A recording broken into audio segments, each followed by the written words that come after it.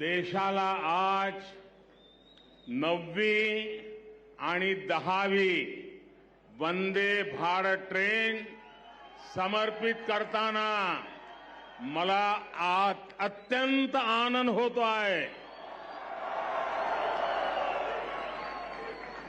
महाराष्ट्र के मुख्यमंत्री श्रीमान एकनाथ जी, उप मुख्यमंत्री देवेंद्र जी, मंत्रिमंडल के मेरे साथीगण, महाराष्ट्र के मंत्रीगण,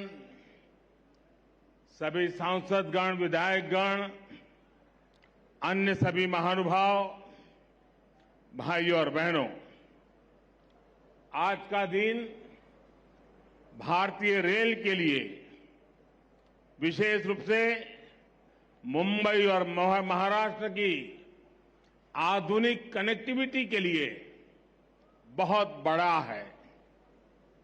आज पहली बार एक साथ 2 वंदे भारत ट्रेनें शुरू हुई है. ये वंदे भारत ट्रेनें मुंबई और पुणे जैसे देश के आर्थिक सेंटर्स को हमारे आस्था के बड़े केंद्रों से जोड़ेंगी.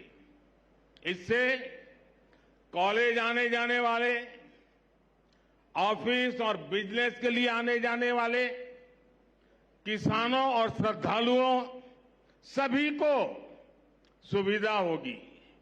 ये महाराष्ट्र में पर्यटन और तीर्थ यात्रा को बहुत अधिक बढ़ावा देने वाली है. शिरडी में साईं बाबा का दर्शन करना हो, नासिक स्थित रामकुंड जाना हो, त्र्यंबकेश्वर और पंचवटी क्षेत्र का दर्शन करना हो, नई वंदे भारत ट्रेन, ये सब बहुत आसान होने वाला है. इसी प्रकार मुंबई सोलापुर वंदे भारत ट्रेन से पंढरपुर के विठ्ठल रखुमाई, सोलापुर के सिद्धेश्वर मंदिर, अक्कलकोट के स्वामी समर्थ या फिर आई तुलजा भवानी के दर्शन अब सबके लिए और सुलभ हो जाएंगे. और मुझे पता है कि जब वंदे भारत ट्रेन सह्याद्री घाट से गुजरे थी तो लोगों को प्राकृतिक सुंदरता का कितना दिव्य अनुभव होने वाला है. मैं मुंबई और महाराष्ट्र के लोगों को इन नई वंदे भारत ट्रेनों के लिए बहुत बहुत बधाई देता हूं. साथियों, वंदे भारत ट्रेन आज के आधुनिक होते हुए भारत की बहुत ही शानदार तस्वीर है. ये भारत की स्पीड, भारत के स्केल दोनों का प्रतिबिंब है. आप देख रहे हैं कि कितनी तेजी से देश वंदे भारत ट्रेन लॉन्च कर रहा है. अभी तक 10 ऐसी ट्रेनें देश भर में चलनी शुरू हो चुकी है. आज देश के 17 राज्यों के 108 जिले वंदे भारत एक्सप्रेस से कनेक्ट हो चुके हैं. मुझे याद है, एक जमाना था जब सांसद चिट्ठी लिखा करते थे कि हमारे क्षेत्र में स्टेशन पर ट्रेन को रुकने का कोई प्रबंध कीजिए, 1-2 मिनट का स्टॉपेज दे दीजिए. अब देश भर के सांसद जब भी मिलते हैं तो यही दबाव डालते, यही मांग करते हैं कि हमारे यहां भी वंदे भारत ट्रेन चला दीजिए. एक क्रेज है आज वंदे भारत ट्रेनों का. साथियों, मुझे खुशी है कि आज मुंबई के लोगों का जीवन आसान बनाने वाले प्रोजेक्ट भी यहां शुरू हुए हैं. आज जिस एलिवेटेड कॉरिडोर का लोकार्पण हुआ है वो मुंबई में ईस्ट वेस्ट कनेक्टिविटी की जरूरत को पूरा करेगा. मुंबई के लोगों को बहुत दिन से इसका इंतजार था। इस कॉरिडोर से हर रोज 2 लाख से ज्यादा गाड़ियां गुजर पाएगी और लोगों का समय भी बचेगा। अब ईस्टर्न और वेस्टर्न सबर्बन इलाकों की कनेक्टिविटी इसके कारण बेहतर हो गई है।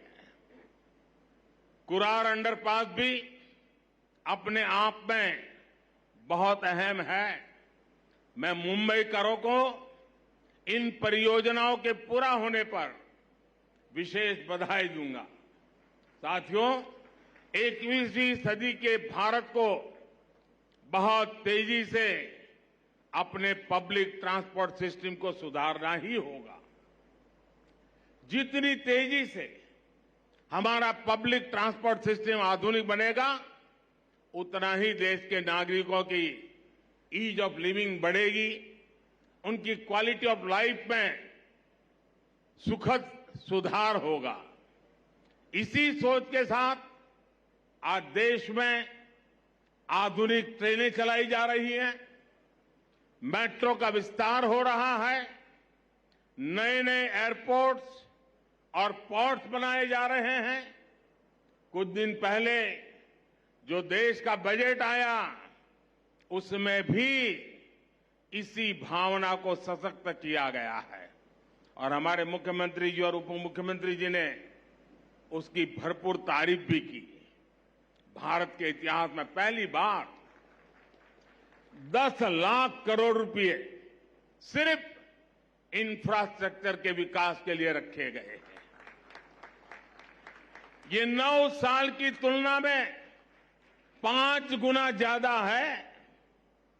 इसमें भी रेलवे का हिस्सा लगभग 2.5 लाख करोड़ रुपए का है। महाराष्ट्र के लिए भी रेल बजट में ऐतिहासिक वृद्धि हुई है।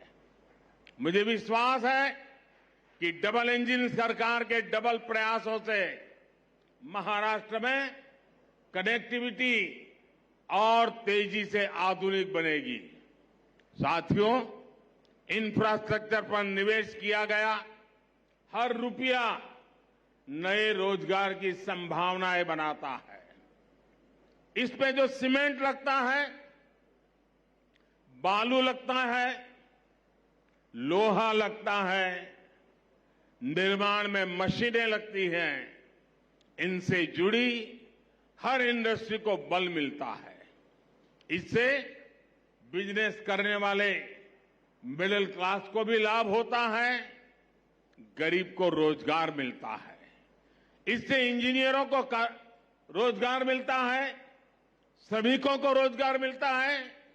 यानी इंफ्रास्ट्रक्चर जब बनता है तब भी सबकी कमाई होती है और जब तैयार होता है तो वो नए उद्योगों, नए बिजनेस के रास्ते खोलता है।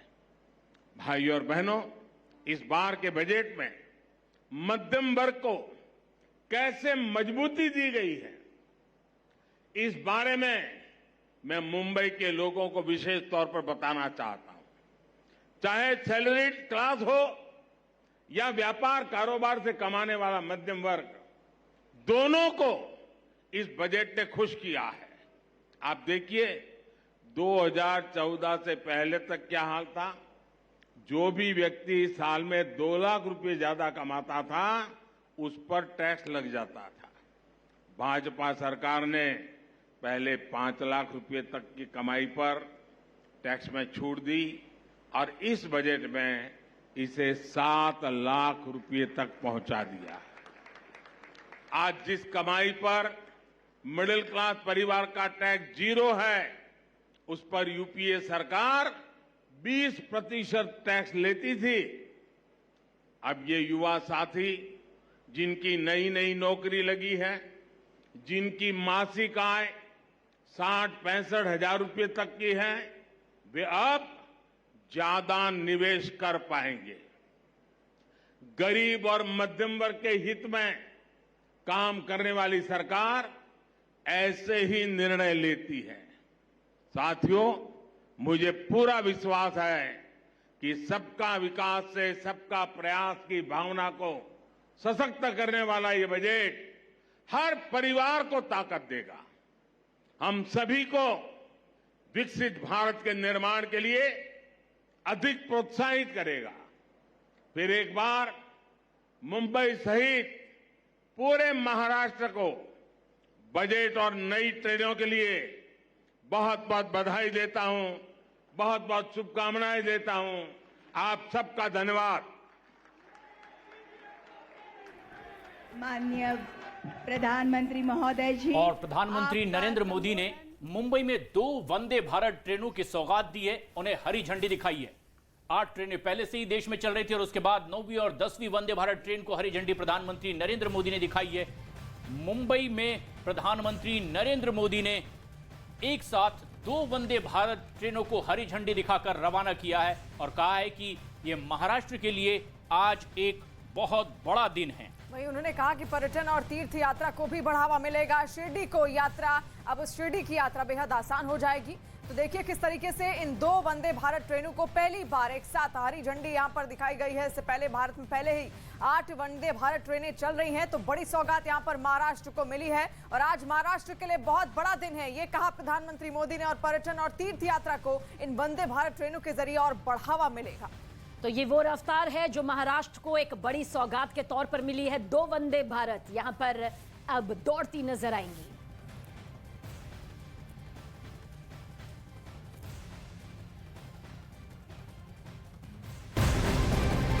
न्यूज़ 18 इंडिया की web series FIR number 208 streaming now.